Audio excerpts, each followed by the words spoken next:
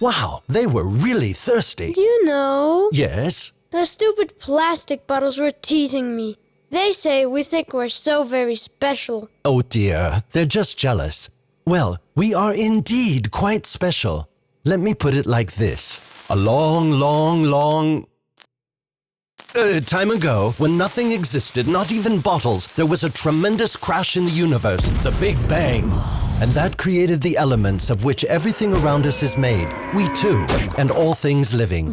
One of these beings, man, was pretty clever, and he started to make glass over 3,500 years ago. Whoa, that long ago. Yeah, but humankind took centuries before they could perfect this craft. Later, they even invented machines that helped them produce glass in large quantities. So they can easily make 1,100 million of us? Well, it's not that easy. First, you need the right ingredients. For example, a lot of quartz sand and soda, and then a touch of lime and dolomite, and a bit of feldspar. That's it. And if you want to make a bottle that's so glitzy green like me, then you need metal oxides. But in real life, a saucepan is too small.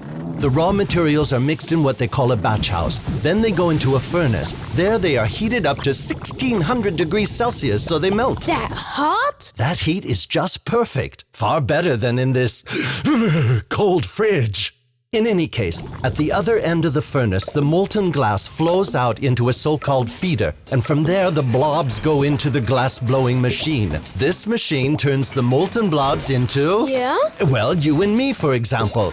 Either in a blow-and-blow or a press-and-blow process. Uh-oh, this is getting complicated. No, not really. Blow-and-blow means the blob goes into a blank mold, gets a mouth, and is then inflated from the inside.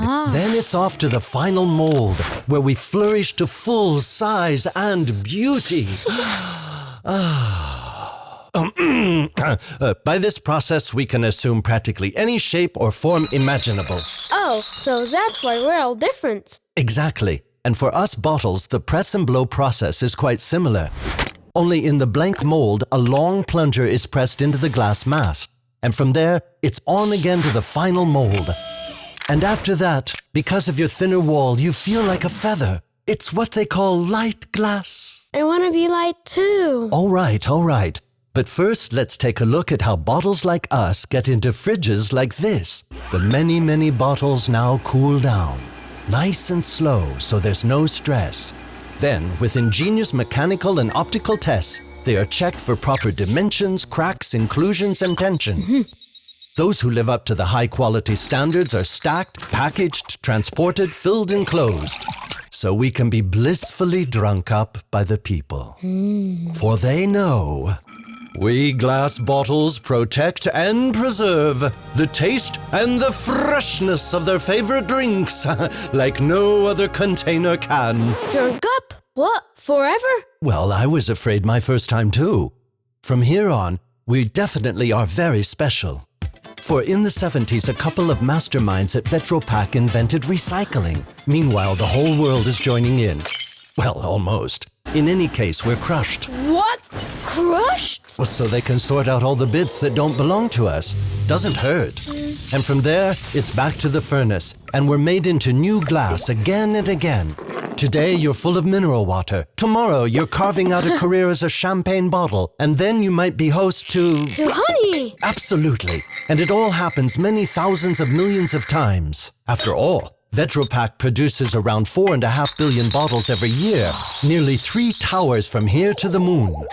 Now you're exaggerating a bit. Not at all. A really nifty test tube once worked that out for me.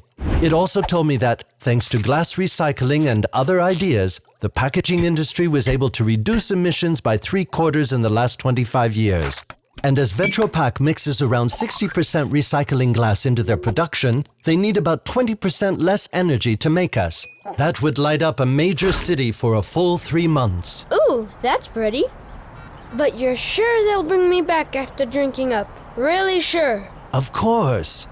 Today across Europe, already 2/3 of us are recycled. And hey, that's about 30 billion bottles a year. That's the weight of 2.699 million elephants. Plus a blue whale. says my test tube buddy. I'd like to be a test tube once too. Who knows? You've got what it takes. You see, glass will always be glass, even after umpteen life cycles. Right, then I want to be a honey glass first, and then full of sweet lemonade, and a champagne bottle, Shh, and I think someone's coming. So this time, take me.